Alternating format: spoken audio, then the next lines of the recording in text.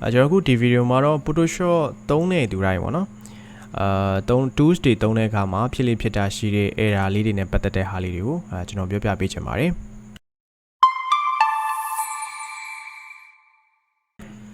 โอเคအဲ့တော့ကျွန်တော်တို့ပထမဆုံး tools ကဘာလဲဆိုတော့ type 2ပေါ့နော်ကျွန်တော်တို့စာရိုက်တဲ့အခါမှာ type 2ရွေးလိုက်ပြီဆိုရင်ပေါ့type 2ရွေးပြီးတော့ကျွန်တော်တို့ကာစာချတယ်ကာစာချပြီးတော့စာရိုက်တယ်ပေါ့နော်အဲ့တော့စာရိုက်တဲ့အခါမှာကျွန်တော်ဘာစာမှပေါ်မလာဘူးနော်ဘာစာမှပေါ်မလာအဲ့ဒါဘာကြောင့်ဖြစ်တာလဲဆိုတော့ကျွန်တော်တို့ဒီမှာ color ကိုအဖြူရောင်ရွေးထားလို့ဖြစ်ပါတယ်အဲ့တော့ကျွန်တော်တို့ကစာမရိုက်ခင်တဲ့ကနော်စာမရိုက်ခင်တဲ့ကကျွန်တော်ဘာလုပ်ကြမလဲဆိုတော့အရင်ဆုံး type 2ယူပြီးသွားပြီဆိုတော့ ਨੇ T ကိုနှိပ်ပြီးတော့ type 2ယူပြီးသွားပြီဆိုတော့ ਨੇ အရင်ဆုံးအနက်ရောင်ပေါ့နော်အနက်ရောင်လေးကိုကျွန်တော်တို့အရင်ဆုံးရွေးလိုက်ပါရွေးပြီးသွားတော့မှကျွန်တော်တို့ကကာစာချပြီးတော့မှစာရေးပေးပါအဲ့ဒါဆိုရင်အဆင်ပြေပါတယ်ဟုတ်ပြီနော်โอเคဒါတစ်ခုပေါ့နောက်တစ်ခုကဘာလဲဆိုတော့ကျွန်တော်တို့ကကာစာချပြီးတော့မြန်မာစာရိုက်တယ်ဆိုပါလို့နော်မြန်မာစာရိုက်တယ်အဲ့တော့တဝေထိုးရိုက်တယ်ဒီမှာဘားလိုက်ချိုက်ကြီးပေါ်နေတယ်နော်အဲ့တော့အဲ့လိုမျိုးဖြစ်တာရှိတာကနှစ်ခုရှိတယ်အဲ့လိုမျိုးဖြစ်တယ်ဆိုရင်ကျွန်တော်နှစ်ခုဆက်ရမယ်ပထမတစ်ခုကဘာလဲဆိုတော့ keyboard မှာ cap lock ပေါ့နော် cap lock ပွင့်နေလားပွင့်နေတဲ့ဟာရှိလို့ရှင်အဲ့ cap lock တစ်ချက်ပိတ်ပေးပါတကယ်လို့ cap lock လည်းမပွင့်နေဘူးဒါပေမဲ့တဝေထိုးရိုက်တဲ့အခါမှာဘားလိုက်ချိုက်ပေါ်နေတယ်ဆိုလို့ရှင်တော့ window တွေကနော် window တွေကဒီ character panel လေးကိုဖွင့်လိုက်ပါ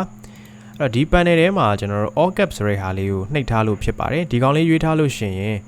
်ကျွန်တော်တို့ကဒီဘယ်လိုပြောမလဲ shift ကိုတောက်လျှောက်ဖိထားတဲ့ပုံစံမျိုးဖြစ်သွားလိမ့်မယ်အဲ့ဒါဆိုလို့ရှိရင်ကာစာချပြီးတော့စာရေးတဲ့အခါမှာကျွန်တော်တို့ပုံမှန်တဝေထိုးရိုက်လို့ရှိရင်ဘာလက်ချိုက်တွေပေါ်နေတာမျိုးတွေပေါ့နော်ဖြောင်းမြန်တွေထွက်ပါလိမ့်မယ်အဲ့တော့ကျွန်တော်တို့ကဘာမှမရိုက်ခင်ဒီ character panel လေးဖွင့်တာ keyboard က T ကိုနှိပ်ပြီး type 2ယူထားပြီးတော့ဒီ off cap ဆိုတဲ့ဟာလေးကိုအမှန်ကြီးsorry ဒီရွေးထားတဲ့ဟာလေးပေါ့နော်သူကနှိပ်ထားလို့ရှိရင်လင်းနေလိမ့်မယ်အဲ့ဒါလေးကိုပြန်ပြီးတော့နှိပ်လိုက်ပါအခုလို့ဘာမှမရှိတော့ဘူးဆိုရင်ကျွန်တော်တို့ဒါပုံမှန်တိုင်းကာစာချပြီးတော့ရိုက်မယ်ဆိုလို့ရှိရင်တဝေထိုးပုံမှန်ပြန်ထွက်လာပါလိမ့်မယ်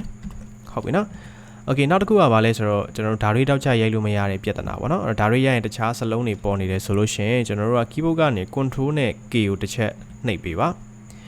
အဲ့တော့ control K နှိပ်လိုက်လို့ရှိရင်ဒီမှာ preference ဆိုတဲ့ဒီ panel ပေါ့နော် box တစ်ခုကြားလာလိမ့်မယ်အဲ့ဒီမှာဘာကိုရှားမလဲဆိုတော့ကျွန်တော်တို့ဒီမှာ type ပေါ့နော် type တဲ့ကိုကျွန်တော်တစ်ချက်သွားပြီးတော့အပေါ်က use smart code ဆိုတဲ့ဟာလေးပေါ့ဒါလေးကိုအမှန်ကြီးဖြုတ်ထားပေးဖို့လိုပါတယ်အဲ့ဒါအမှန်ကြီးဖြုတ်ပြီးသွားရင်တော့ okay နှိပ်ပေးပေါ့နော်အဲ့ဒါဆိုရင်ဒါလေးတောက်ချိုက်ကိုမှန်ကန်စွာရိုက်လို့ရသွားပါလိမ့်မယ်နောက်တစ်ခုကကျွန်တော်တို့ဒီမှာ unit and ruler ဆိုတဲ့ဟာလေးပေါ့နော်အဲ့တော့အဲ့မှာကျွန်တော်တို့ကပုံမှန်ဆို ruler ကိုကဲဘယ်လိုကြည့်ကျင်လဲ pixel နဲ့ကြည့်ကျင်တာလား inches နဲ့ကြည့်ကျင်တာလားစသဖြင့်ပေါ့နော်ဒီမှာပြောင်းလို့တော့ရတယ်ဗျအဲ့တော့ကျွန်တော်တို့ကဘယ်လိုပြောမလဲ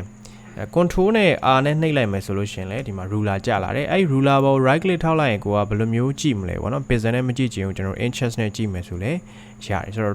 ့ဒီ parent ပေါ် right click ထောက်ပြီးတော့ inches နဲ့ကျွန်တော်တို့ထားလိုက်မယ်ဆိုရင်ဒါဒီလမ်းမနဲ့တိုင်းတာသွားတာဖြစ်ပါတယ်အဲ့တော့ right click ထောက် centimeter ဆိုလို့ရှင် centimeter ပေါ့နော်များသောအားဖြင့်တော့ inches နဲ့ပဲကျွန်တော်တို့ဒီဇိုင်းဆွဲလိမ့်မယ်ဟို social media မှာတင်မဲ့ဒီဇိုင်းတွေဆိုရင်တော့ကျွန်တော်တို့ pixel တွေဘာတွေထားပြီးတော့ဟိုသွားတာမျိုးလည်းရှိတယ်ပေါ့နော်ဒါပေမဲ့များသောအားဖြင့် inches နဲ့ပဲကြည့်ရတာများတယ်နော် pixel ဆိုတော့ကြည့်ရတဲ့ရှုပ်သွားလိမ့်မယ် okay ဒါတစ်ခုပေါ့နော်ပြီးတော့ရင်ကျွန်တော်တို့ကတခြား tools တစ်ခုခုယူထားတဲ့အခြေအနေမှာအခုကျွန်တော် healing brush tool spot healing brush tool ယူလိုက်မယ်ပေါ့နော်sorry တခြား tools တစ်ခုခုယူလိုက်မယ်ဒီမှာ shape tool ယူလိုက်မယ်ဒါမှမဟုတ်လဲပန်တူးပေါ့နော် keyboard ကနေ P ကိုနှိပ်ပြီးတော့ပန်တူးယူလိုက်မယ်အဲ့တော့ပန်တူးဆိုရင် pointer ဒီလိုမျိုးပန်တူးပုံစံလေးပေါ်နေရမယ်အဲ့တော့ cap lock ဖွင့်ထားတဲ့အခြေအနေမျိုးဆိုလို့ရှိရင်တော့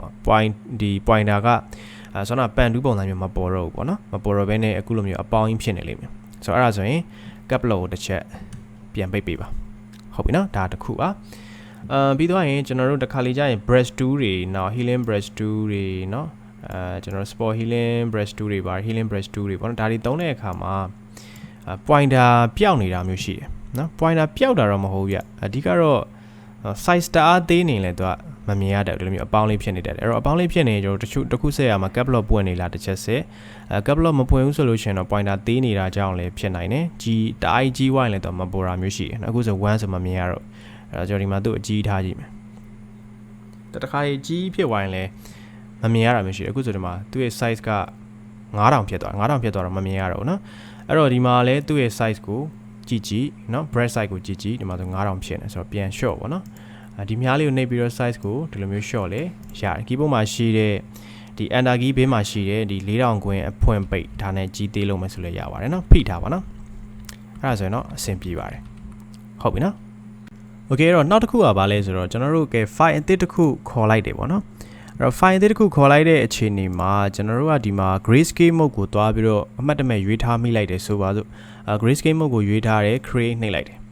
ဆိုတော့ဒီ grayscale mode ဆိုတာကဘာရောင်းမှထည့်လို့မရဘူးဖြူနေမဲပေါ့နော်ဆိုတော့ဒီစာရွက်ကြီးထဲမှာကျွန်တော်တို့ကအရောင်တွေတွားထည့်တယ်ပုံထားပါတော့ပုံတွေဒီဘက်ကိုရွှေ့ပြီးတော့ဒီဇိုင်းဆင်နေပါညာအဲ့လိုမျိုးလုပ်လိုက်တဲ့အခြေအနေမျိုးကြရင်ဘာကလာမှမဝင်တာမျိုးရှိတယ်ဆိုတော့အဲ့ဒါဆိုရင်ဘာဖြစ်တာလဲဆိုတော့ဟို file အသစ်စယူတွေကကျွန်တော်တို့က grayscale mode ကိုယူထားခဲ့လို့ဖြစ်ပါတယ်အဲ့တော့ file အသစ်ယူတဲ့အခါမှာလေတခြားလေးတော့စစ်ပေါ့နော်